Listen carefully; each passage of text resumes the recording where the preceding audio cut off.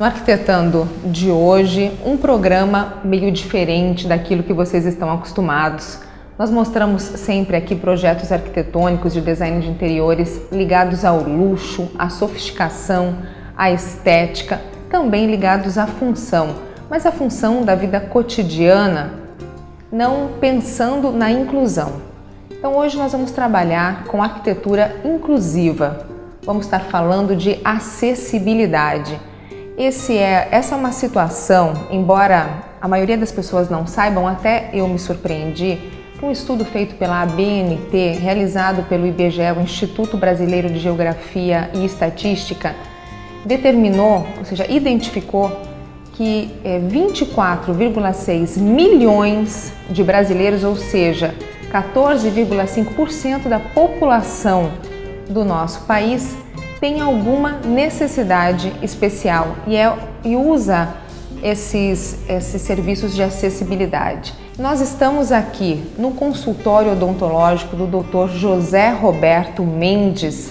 Ele passou por uma situação aí de um acidente, de um trauma muito grande. Nós vamos estar conversando com ele. Então vamos lá, José Roberto, muito obrigado por participar conosco, por estar abrindo a tua história aqui no Arquitetando. Então eu gostaria que você contasse um pouquinho para o pessoal lá de casa o que te aconteceu. Eu agradeço antes de tudo a oportunidade de participar do Arquitetando, quem sabe aí podendo contribuir também para a melhoria da qualidade de vida de tantas pessoas que passam pelos mesmos problemas que eu também hoje convivo.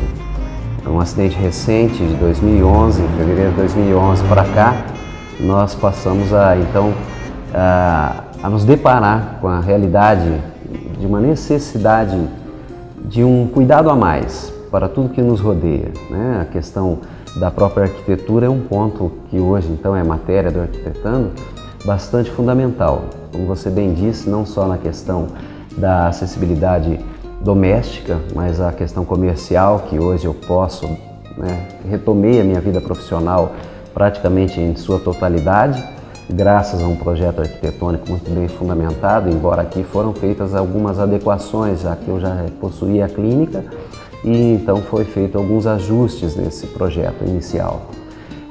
Mas é muito importante que toda a população esteja mais ciente dessa questão importantíssima, que é a acessibilidade como um todo, principalmente na vida cotidiana, na vida pública junto à área urbana, né, dos nossos municípios. Bem, eu sofri um acidente automobilístico, onde eu tive uma lesão medular, coisa de 3 meses depois, iniciando a reabilitação em centros especializados, desde o início, na verdade, no primeiro dia de alta do hospital, eu já iniciei a parte de fisioterapia. A retomada da vida profissional demorou um pouco mais, mas via de regra é um superar a cada dia, porque o acidente ele muda radicalmente, principalmente porque você, por mais que tenha alguma noção, uma vez que faz parte da classe da atendimento à saúde, você nunca tem uma noção real, a proporção, a realidade de todo esse universo é um pouco complicada por demais, e aí você passa a ir se adaptando e buscando, evidentemente, as adaptações necessárias para o seu dia a dia. As questões que hoje me colocaram na cadeira de rodas, inicialmente o primeiro ponto é se deparar com toda essa mudança, com toda essa realidade de estar num outro contexto, com as limitações físicas.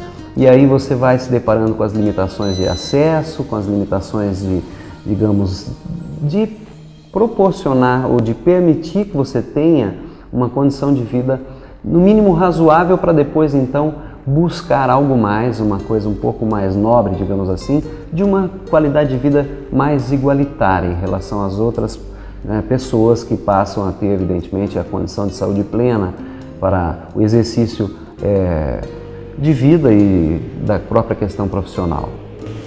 Aqui na sua clínica, o que foi feito para que você pudesse voltar a exercer a sua atividade profissional?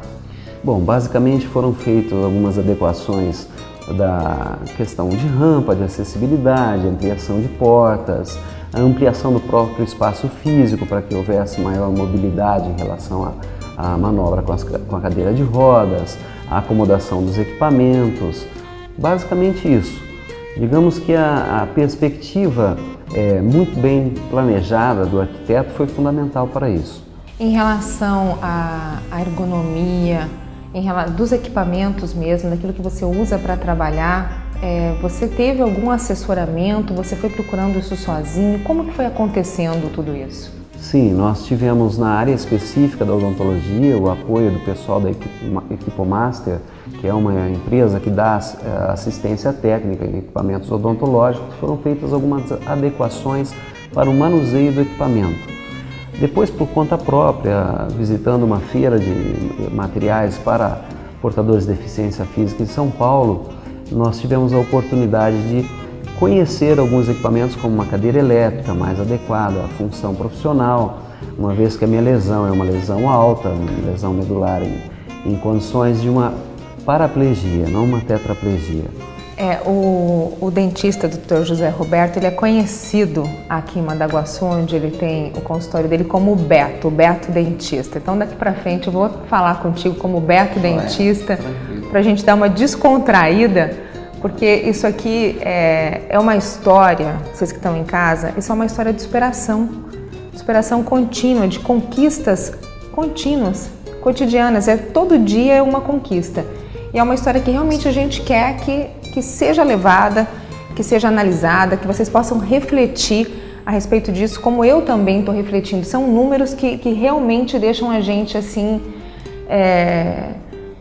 muito surpreso, né? Pensar que 24,6 milhões de brasileiros têm alguma necessidade especial, seja ela temporária que permanente. Então, falando a respeito disso, você está inserido na tua vida profissional aqui em Mandaguaçu, a clínica foi toda adaptada, a sua casa também foi adaptada, não é mesmo? O edifício onde você mora não continha todas essas possibilidades aí para uma pessoa poder tá acessando, enfim. Mas e o que acontece quando você sai para a rua? É sempre você se depara com uma realidade que você não tinha a mínima perspectiva do que seria em outras condições. Eu digo sempre que desde o início, logo no primeiro impacto, né, junto ao hospital, eu coloco que você não entra na cadeira de rodas sozinho. Evidentemente toda a família acaba se envolvendo nesse contexto, os amigos, então não raramente nessa questão de se deparar com uma saída, saindo da porta de casa para a vida cotidiana, o convívio social, você muitas vezes tem a preocupação de muitas vezes pedir que alguém identifique o local, ainda por conta de não termos todos os locais adaptados. Então não raramente a ida a um restaurante exige alguns outros, digamos, cuidados. Então sempre é aquela questão, né? Alguém que já conhece dá uma ideia melhor, principalmente aquelas pessoas mais próximas que já sabem a necessidade de um banheiro acessível, de uma condição mais acessível. A própria mesa do restaurante muitas vezes não proporciona a altura ideal para que você se acomode, não raramente você acaba tendo que comer distante da mesa e às vezes quando não com o prato no colo. A entrada do restaurante. Exato, a própria entrada, as vagas, né, que são mais exclusivas ou, digamos assim, preferenciais aos portadores de deficiência, nem sempre são respeitadas, então não raramente você tem que se deslocar a uma distância muito maior. Quando o clima não colabora, você já chega mais molhado, né? Não sozinho, como eu disse, sempre mais alguém te acompanha e passa a ter esse convívio solidário, né? de dividir um pouco essas dificuldades. Mas, via de regra, é sempre um exercício. A defesa da mobilidade irrestrita, eu acho que tem que ser feita por todos nós. Eu estou hoje com 45 anos, 20 anos de profissão e nunca me imaginei, evidentemente, nessa situação toda. Mas a gente começa a conhecer, a conviver muitas vezes com pessoas pelo simples fato de o decorrer da idade impor algumas limitações de mobilidade.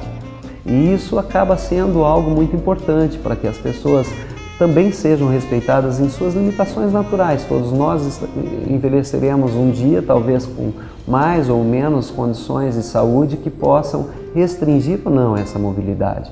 Então a questão da acessibilidade ela é muito ampla. Via de regra, você às vezes tem situações de pessoas que tentam por colaborar contigo.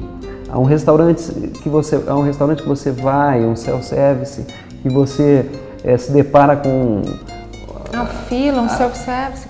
Exato, e muitas vezes você não tem a mesma condição de altura com o próprio contato com quem te serve, né? Então você às vezes não tem a mesma posição de contato social e nem sempre de acesso ao próprio produto. As gôndolas de supermercado muitas vezes é uma grande dificuldade. Você não sabe se você consegue manusear, né, com raras exceções de um supermercado recentemente inaugurado em Maringá, que tem uma condição de respeito à acessibilidade fantástica. É algo que precisa ser ampliado a discussão, né? Nós teremos para o ano de 2016, não é isso? A Olimpíadas e logo em seguida a Paralimpíadas. Então, pelos cursos, digamos, de rotina, você muitas vezes encontra aeroportos que não estão preparados para isso, rodoviárias que não estão preparadas. Digamos que a demanda maior, né, de pessoas que se deslocam sem necessidades especiais, muitas vezes fazem com que, penso eu, que certas empresas não estejam atentas ao cumprimento do que é lei muitas vezes. Aqui a gente sempre faz, né, aquele chamado para que toda a população esteja atenta também a manter a calçada em condições ideais, porque às vezes um pequeno defeito, uma questão às vezes que pontual, a própria arborização muitas vezes causa um dano no calçamento e às vezes é necessário estar revendo isso. É muito comum a gente ver o cadeirante andando na rua e não na calçada. Isso é muito comum devido a todas essas dificuldades, seja o cadeirante que tem autonomia com a sua cadeira, que aquele que é ajudado por outra pessoa. Então isso é muito comum. No caso do Beto, aqui dentista, ele está em uma situação privilegiada porque ele usa o carro dele está adaptado. Mas nós temos que refletir também em relação às pessoas que usam transporte público e que usam os serviços públicos de outra forma, né? Então, isso também é um chamado que a gente faz aí à população, às pessoas que estão assistindo, de terem esse cuidado, esse carinho e essa tolerância, essa paciência, muitas vezes acontece. Com certeza. Você está utilizando um transporte público e ter a necessidade de subir um cadeirante e todo mundo ficar um pouco aflito dentro do ônibus. Então, vamos fazer esse chamado aí para o pessoal. Nós vamos para um breve comercial e daqui a pouquinho voltamos com Pedro Paulo Davantel, fisioterapeuta, para continuar falando a respeito de arquitetura inclusiva e de acessibilidade. Não saia daí, o Arquitetando volta já!